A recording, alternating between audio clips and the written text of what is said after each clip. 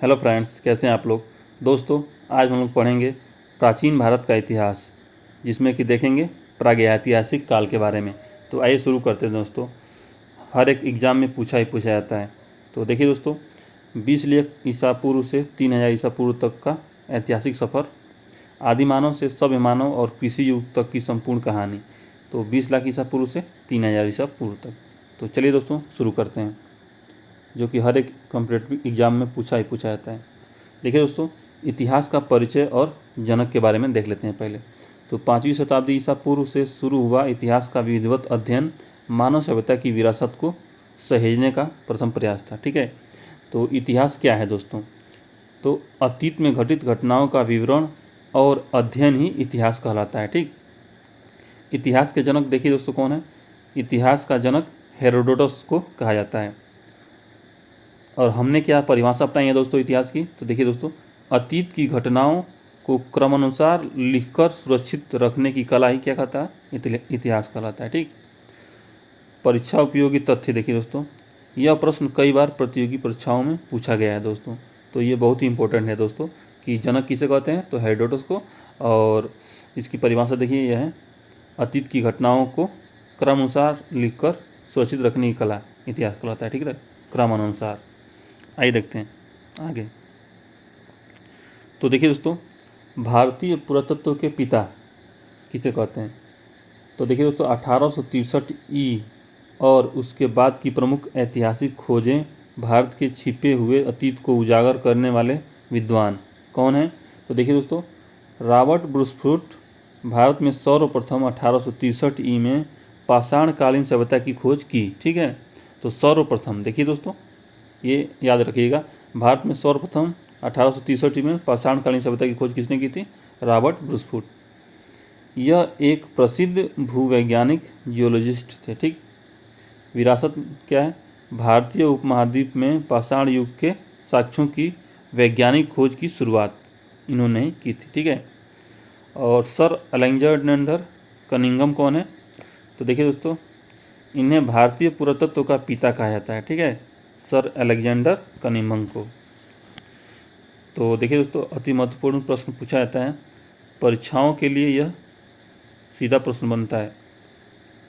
समझे दोस्तों कि भारतीय पुरातत्व का पिता किसे कहते हैं? तो आप बताएंगे सर अलेक्जेंडर कनिंघम को। ठीक, आइए आगे देखते हैं।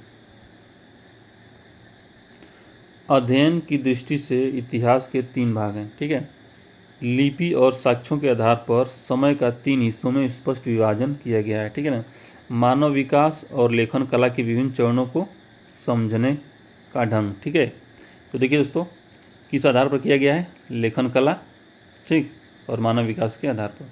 तो आइए देखते हैं दोस्तों। तो 3 भागों में अध्ययन किया गया है। पहला है प्रागैतिहासिक काल, ठीक है, प्री हिस्टोरिक पीरियड। दूसरा है आद्य ऐतिहासिक काल, प्रोटो हिस्टोरिक पीरियड। ठीक है, और तीसरा है ऐतिहासिक काल, हिस्टोरिक पीरियड। ठीक है, तो देखिए दोस्तों, प्रागैतिहासिक काल में क्या है? मानव किसी लिपि और लेखन कला से परिचित नहीं था। ठीक, उदाहरण के लिए पाषाण काल। विरासत, अवशेषों और पत्थरों के औजारों के मध्य से इतिहास पढ़ना। ठीक, दूसरा है मानव लिपि से परिचित था। ठीक, आदि ऐतिहासिक काल में मानव लिपि से परिचित था, लेकिन उसे पढ़ नहीं जा सकता। ठीक है, उसे पढ़ा नहीं जा सकता। उदाहरण के लिए सिंधु घाटी सभ्यता और हड़प्पा सभ्यता। ठीक, तीसरा है ऐतिहासिक काल। तो ऐतिहासिक काल में देखिए दोस्तों, मानव लिपि से परिचित था और उसे पढ़ा भी जा सकता है। उदाहरण के लिए प्राचीन, मध्यकालीन और आधुनिक भारत। तो देखिए दोस्तों, आप समझ सकते हैं प्रागैतिहासिक काल में लिपि और लेखन काल से परिचित नहीं था, और आद्य ऐतिहासिक काल में पढ़ नहीं जा सकता था। ठीक है ना, लिख सकता था लेकिन पढ़ नहीं जा सकता था। और ये देखिए दोस्तों, आगे देखते हैं। प्रागैतिहासिक काल का विस्तार। तो देखिए दोस्तों, 20 लाख ईसा पूर्व से शुरू होने वाला पाषाण युग और ताम्र युग आदि मानव के जीवन और उसके द्वारा छोड़े गए अवशेषों का अध्ययन। इस कालखंड की जानकारी हमें केवल खुदाई में मिली अवशेषों से मिलती है। ठीक, किसकी जानकारी? प्रागैतिहासिक काल की। ठीक, समय अवधि के कारण इसे दो मुख्य खंडों में बांटा गया है। पहला है पाषाण काल, पत्थरों का युग। दूसरा है ताम्रकाल, तांबे की खोज का युग। ठीक है, तो देखिए दोस्तों, प्रागैतिहासिक काल को कितने भागों में बांटा गया है? दो भागों में, पाषाण काल और ताम्रकाल। तो देखिए दोस्तों, अब पाषाण काल को मुख्य रूप से तीन भागों में बांटा गया है। तो देखिए दोस्तों, पाषाण काल के तीन मुख्य भाग कौन कौन से हैं? पहला है पूर्व पाषाण काल, पैलियोथिक पीरियड। ठीक है, दूसरा है मध्य पाषाण काल, मीसोलिथिक पीरियड। और तीसरा है नवपाषाण काल, नियोलिथिक पीरियड। ठीक है, तो तीन भाग में हो गए, पूर्व पाषाण काल, मध्य पाषाण काल, नवपाषाण काल। आगे देखते हैं। पूर्व पाषाण काल, मानव जीवन शैली। तो देख लेते हैं दोस्तों, पूर्व पाषाण काल में मानव जीवन शैली कैसी थी। 20 लाख ईसा पूर्व से 12,000 ईसा पूर्व तक का आरंभिक और सबसे लंबा समय प्रकृति के बीच संघर्षरत खानाबदोश आदिमानव का युग था। ठीक है, देखिए दोस्तों, इसमें अस्थिर जीवन शैली थी, अनस्टेबल लाइफ स्टाइल। इस समय का मानव खानाबदोश नोमैडिक था, जानवरों की तरह पेट भरना ही मुख्य लक्ष्य था। भोजन और हथियार, देखिए दोस्तों, भोजन का संग्रह केवल शिकार, हंटिंग करके किया जाता था। शिकार के लिए पत्थर के बड़े बड़े औजारों का इस्तेमाल होता था। जैसे आप देख रहे हैं, ये पत्थर बड़े बड़े थे। हमने क्या अपनाया? समूह में रहकर बड़े लक्ष्यों, शिकार को प्राप्त करने की मूल प्रवृत्ति। ठीक है ना, तो उनकी प्रवृत्ति कैसी थी? समूह में रहकर बड़े शिकार को प्राप्त करने की मूल प्रवृत्ति थी। आगे देखते हैं, पूर्व पाषाण काल की प्रमुख उपलब्धियां। तो देखिए दोस्तों, 20 लाख ईसा पूर्व से 12,000 ईसा पूर्व के बीच मानव की पहली ऐतिहासिक क्रांतियां, प्राकृतिक पर विजय प्राप्त करने की ओर आदिमानव का पहला कदम। तो देखिए दोस्तों, आग की खोज हुई इसी काल में, पूर्व पाषाण काल में। ठीक है, मानव की सबसे बड़ी, सबसे महत्वपूर्ण उपलब्धि क्या है? आग की खोज पूर्व पाषाण काल में हुई थी। ठीक है, तो आग की खोज मानव की सबसे बड़ी और सबसे महत्वपूर्ण उपलब्धि है। विरासत, पके हुए भोजन और ऊर्जा नियंत्रण की नींव यहीं से पड़ी थी। ठीक है, दूसरा देखिए दोस्तों, प्रथम चित्रकारी क्या है? प्रमाण भीमबेटका में मिला है। गुफाओं में शिकार करते हुए मानव के शैल चित्र, जैसे अब ये देख रहे हैं ना, यही है। विरासत, अपनी कहानियों और कला को दीवारों पर उकेरने की मानवीय परंपरा यहीं से स्टार्ट हुई। ठीक है ना, आगे देखते हैं। उसके बाद आता है मध्य पाषाण काल। पूर्व पाषाण काल हो गया दोस्तों, उसके बाद देखिए मध्य पाषाण काल। तो देखिए दोस्तों, मध्य पाषाण काल में हथियारों में बदलाव हुआ। तो देखिए दोस्तों, 12,000 ईसा पूर्व से 10,000 ईसा पूर्व तक का महत्वपूर्ण संक्रमण काल को क्या कहते हैं? मध्य पाषाण काल। देखिए दोस्तों, इसमें बड़े पत्थरों से सूक्ष्म और धारदार हथियारों तक का तकनीकी सफ़र।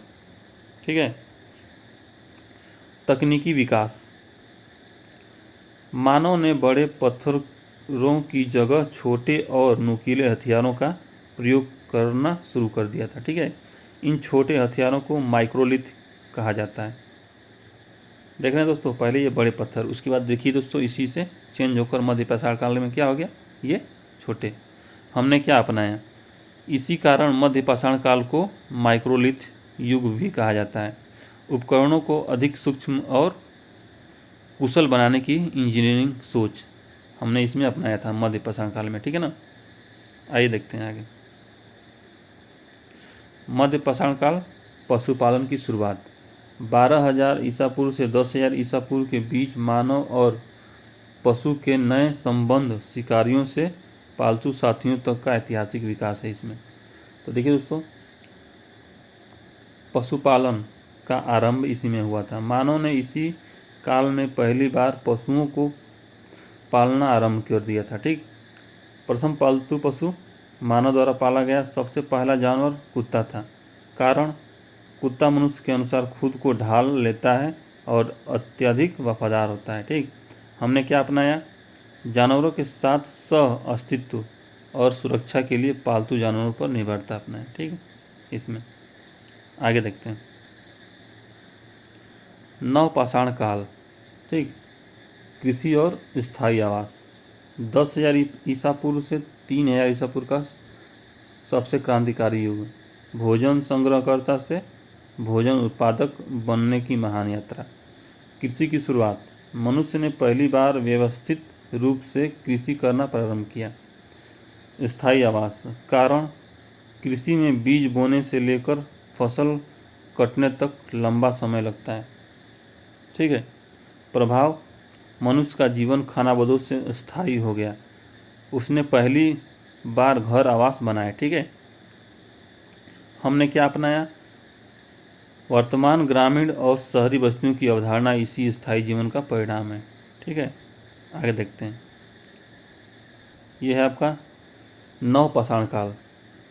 अन्य ऐतिहासिक खोजें इसी में हुई थी। तो देखिए दोस्तों, 10,000 ईसा पूर्व से 3,000 ईसा पूर्व के बीच महत्वपूर्ण तकनीकी विकास, आधुनिक परिवहन और व्यवस्थित अर्थव्यवस्था की आधारशिला। तो पहिए की खोज हुई, ठीक है ना, इन्वेंशन ऑफ व्हील नवपाषाण काल में। नवपाषाण काल की सबसे क्रांतिकारी तकनीकी खोज है। परीक्षा प्रश्न क्या पूछा जाता है? पहिए की खोज नवपाषाण काल में हुई। विरासत, आधुनिक दुनिया के संपूर्ण यातायात और मशीनरी का जन्म इसी पहिए से हुआ है, ठीक है। विधिवत पशुपालन, कृषि के साथ साथ पशुपालन सुचारू रूप से और व्यवस्थित रूप से किया जाने लगा। विरासत, मिश्रित अर्थव्यवस्था, खेती, पशुपालन की शुरुआत। आगे देखते हैं। ताम्रपाषाण काल, पहली धातु की खोज। देखिए दोस्तों, नवपाषाण काल के अंतिम चरण से शुरू हुआ एक नया धातु युग, पत्थरों की दुनिया में तांबे का ऐतिहासिक प्रवेश। प्रथम धातु मनुष्य द्वारा खोजी गई सबसे पहली धातु तांबा थी, कॉपर थी। इसी कारण इस काल को ताम्रपाषाण काल कहा जाता है, ठीक है। उपकरण, मानव ने पत्थरों के साथ साथ तांबे के उपकरणों और हथियारों का उपयोग शुरू किया। हमने क्या अपनाया? धातु विज्ञान की शुरुआत, जिसने आगे चलकर कांस्य और लौह युग को जन्म दिया, ठीक है। आगे देखते हैं। परीक्षा उपयोगी महत्वपूर्ण पुरातात्विक स्थल। तो देखिए दोस्तों, 7,000 ईसा पूर्व और उसके बाद के प्रारंभिक कृषि साक्ष्य भारतीय उपमहाद्वीप में पनपी आरंभिक मानव सभ्यता के केंद्र। तो मेहरगढ़ स्थान वर्तमान में बलूचिस्तान पाकिस्तान में है। महत्व क्या है? मनुष्य ने सबसे पहली कृषि यहीं पर की थी, मेहरगढ़ में। विरासत, जौ और गेहूं की खेती के सबसे प्राचीन साक्ष्य हमें यहीं से मिले हैं, ठीक है। आगे देखते हैं। कोल्डिहवा स्थान वर्तमान में उत्तर प्रदेश भारत में है, ठीक है। महत्व, चावल के सबसे पहले प्रमाण यहीं से देखने को मिले हैं, ठीक है। विरासत, भारतीय उपमहाद्वीप का मुख्य भोजन चावल यहीं से शुरू हुआ है, ठीक है ना। आगे देखते हैं। परीक्षा उपयोगी महत्वपूर्ण पुरातात्विक स्थल दूसरा है। देखिए दोस्तों, 1000 वर्ष पुरानी गुफाओं और रहस्यमयी भूमिगत आवास आदिमानव की जीवन शैली और मान्यताओं के प्रत्यक्ष प्रमाण। बुर्ज होम स्थान वर्तमान में कश्मीर भारत में। महत्व, ठंड से बचने के लिए मानवगर्त आवास में रहता था। विशेष, यहाँ मानव के शव के साथ कुत्ते को भी दफनाए जाने का प्रमाण मिला है, ठीक। भीमबेटका स्थान मध्य प्रदेश में। महत्व, प्राचीन शैलचित्र पेंटिंग के सबसे पुराने प्रमाण मिले हैं यहाँ, ठीक है। विशेष, यह मानव कला और अभिव्यक्ति का सबसे प्रारंभिक साक्ष्य है। आगे देखते हैं।